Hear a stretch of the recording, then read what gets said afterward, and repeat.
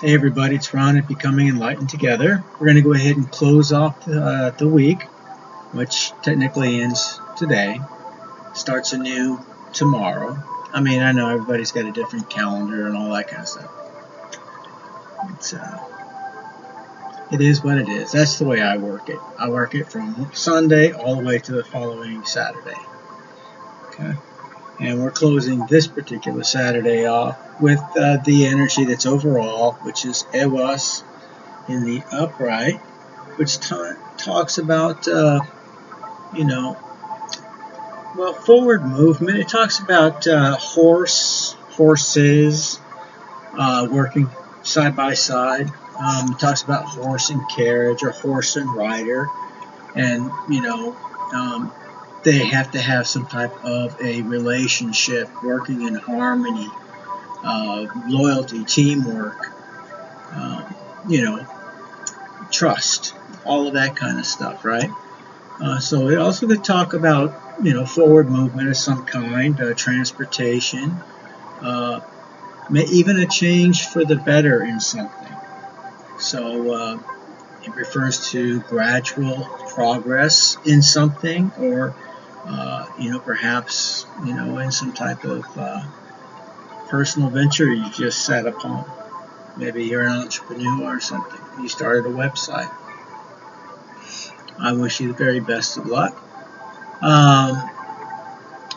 Let's see, it talks also about ideal relationships and partnerships, and the confirmation beyond doubt of all the other runes around it. So, what are the runes for today?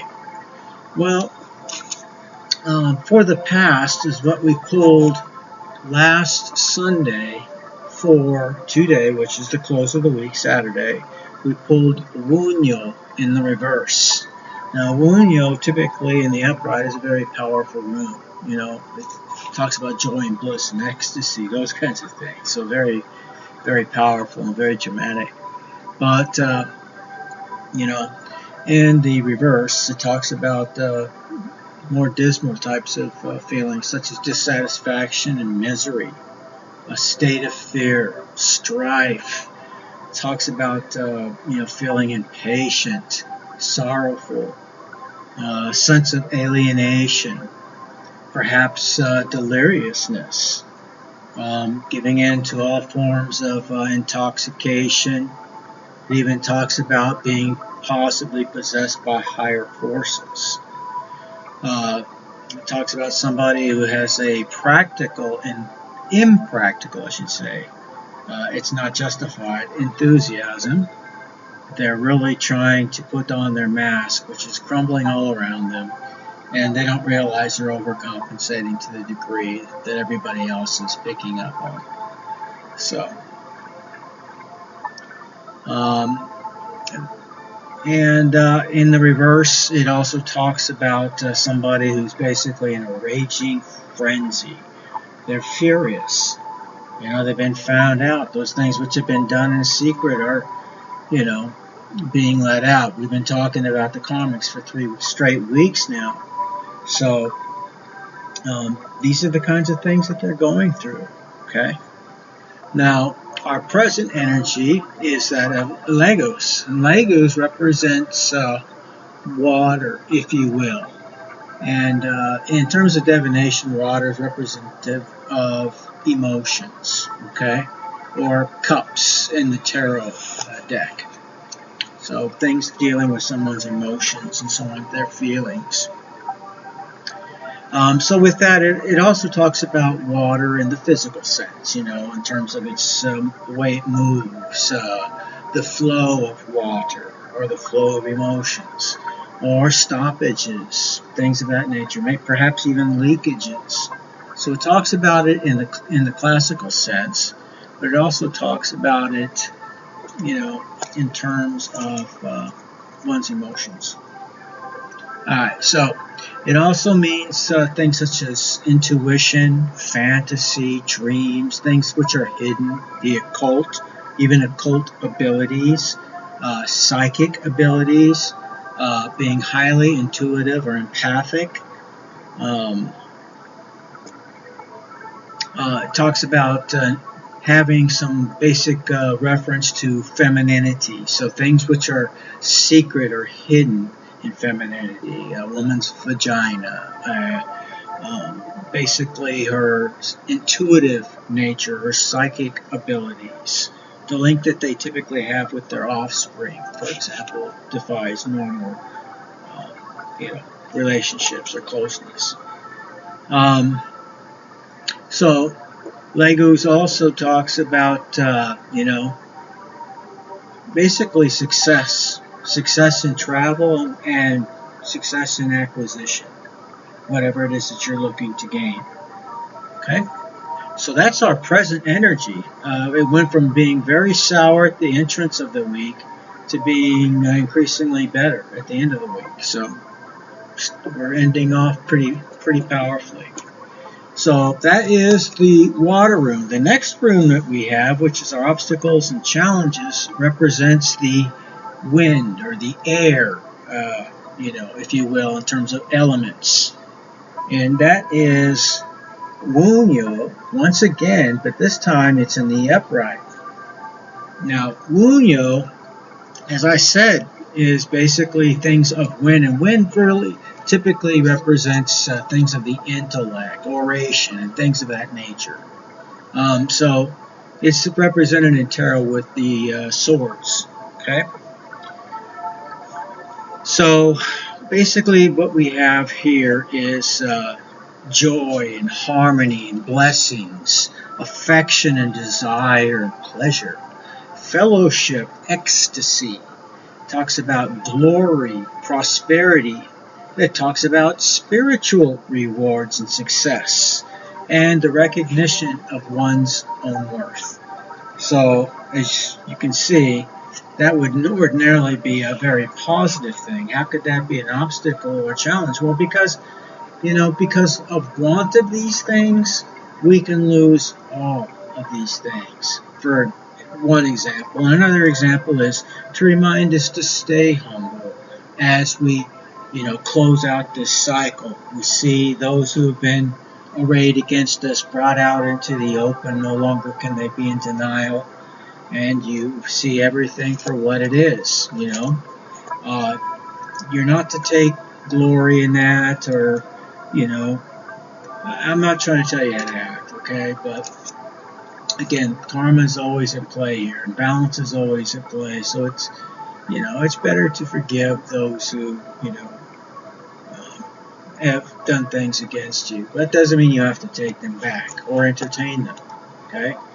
It's a whole different thing. I mean, we can forgive, but forgetting is a whole other ballgame. And when somebody shows you who they really are, I mean, yeah, people can change, but that only comes, with the same types of actions or greater, of course, because of the harm done. The effort they put in to that particular relationship. And at that point, it was only based on, again, what we just talked about. Now, again, obstacles and challenges are very, very good. Like I said, it can go either way.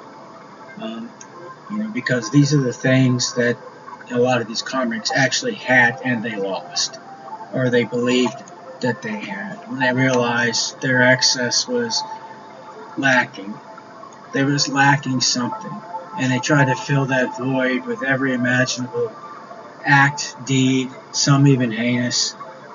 And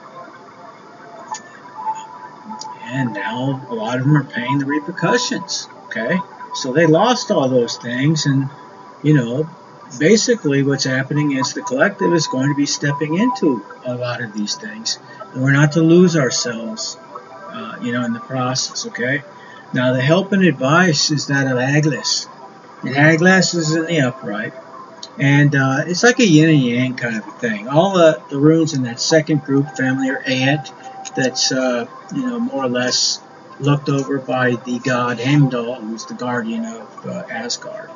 Okay, then this in some cases has been associated to being his rune.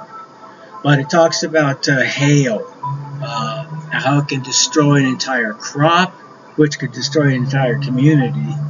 or it could just, if it pops up out of nowhere, it could destroy a very small amount, or maybe not at all. Depends, right?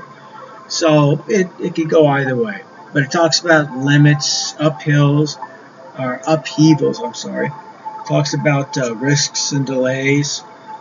Um, Basically the wrath of nature. But that can also be not just Mother Nature, but it can also be the nature in one's own mind. Basically they're in turmoil and they're having a hard time focusing their thoughts. So it talks about feeling like you're being tested and tried and things of that nature. And indeed, we probably are. To the best of everything I've been able to determine about life and what it means and so on, it makes perfect sense. Whether we actually in some way contracted ourselves ahead of time to do this, or whether, as some religions may profess, that you're a spirit living one time, sometimes for almost no time at all, and in that time you're supposed to learn, understand, and accept, a certain belief system. Otherwise, you're condemned. Um, and I disagree with that completely. But I do believe that everything that we can test and prove in terms of nature, and that I see in both esoteric and exoteric work, as well as being in Hermetic books, the occult books that I have read, and I read just as many of those as I have religious texts. So I'm not claiming to be a scholar in any of these things, but like I keep saying when I talk about these things, I've read them to a degree where I can make connections. I can see where they agree, disagree, and I can see the truth of some of it. Okay, and a lot of it is distributed throughout. The truth that we're looking for in terms of what life is and isn't, and why we're here, and all those kinds of secrets that people join these societies and whatever, work through various degrees to finally get the truth, which they never get, by the way. There are certain truths that are revealed to them at that level, which is no longer up for dispute or question, and that's a whole other thing. Alright, so where did I leave off at? The obstacles and challenges of Wunyo, and help and advice is Hageless. Now I said it's the yin and yang rune, and it is, because even though those things that I first limit or I spoke of are seemingly negative, on the other side of that it talks about how we can control different crises to the point of a completion of something. Maybe you've decided that something needs to end, and the only way to do that is through some form of crisis. Okay, but that crisis is being controlled to lead to a certain end goal, if you will. That can be good or bad. Usually not so good, but you're still controlling the situation. But it also leads to inner harmony. So yes, these things happen. Sometimes these things can be transmuted literally into something positive. Okay, sometimes they can't. That's what it's just telling you in a sense. Alright, so that's our help and advice. So we go roll with the punches, right? Roll with the punches, baby. Nobody's throwing any jabs at me. It kind of actually hurt my neck a little bit. Anyway, yeah. And the future outcome is that of Dagaz. And Dagaz 2 is in the upright. And this is the 23rd. And in some cases, it's actually listed as the 24th room in the old Futh arc. I believe it's the 23rd. That seems to be the overall consensus. But basically, it talks about day or dawn. It talks about light. It talks about clarity. It talks about breakthroughs and growth. It talks about ambition. Remember, now, this is our future. It talks about being awakened. And it talks about a sense of awareness to go with that clarity. It talks about this being a prime time to embark upon a new venture of some kind. It talks about now you have the power to make change according to your own will. Okay? It talks about transformations, hope, happiness. It talks about the ideal, whatever that is for you. It talks about certainty and security at this time. It talks about growth and it talks about release. Okay, it talks about reciprocity, which is another universal secret that is not made or kept secret once you start looking at, you know, doing your own homework, I guess you could say, all the different literature that exists that is right there at your fingertips in today's world. But anyways, I choose to own the books, so I have a solid copy of things. That's just who I am, who I've always been. I don't prefer to read online. I prefer to read the books. I comment in them, I highlight, I do all that. Anyway, so with Dagaz, it also talks about basically, like I said, balance, reciprocity, the place where the 2 points come together, as you see in the symbol itself.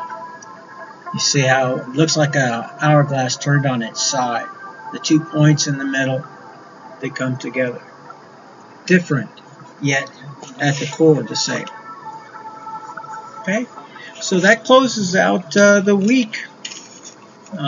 Today is Saturday, the 25th of April, 2026, but this is good for whenever it is that you, the viewer, are watching this.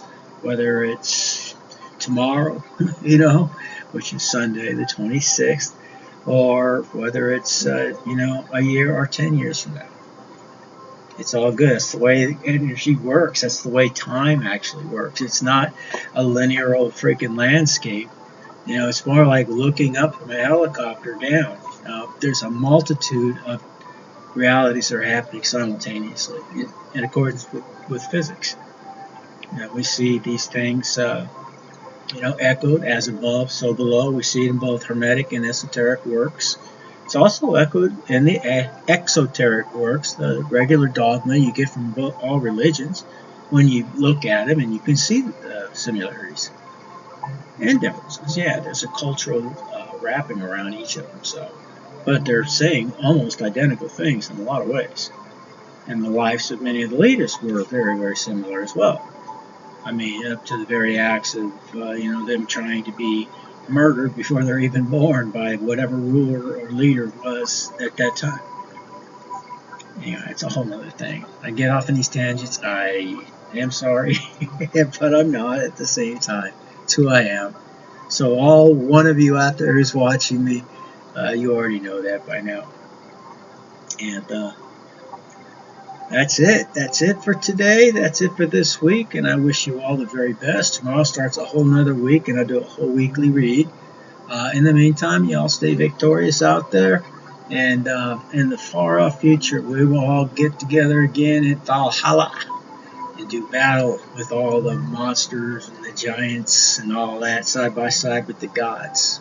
I guess something similar to what it was back in the golden age, of our bygone eras. That's echoed literally in every culture, by the way.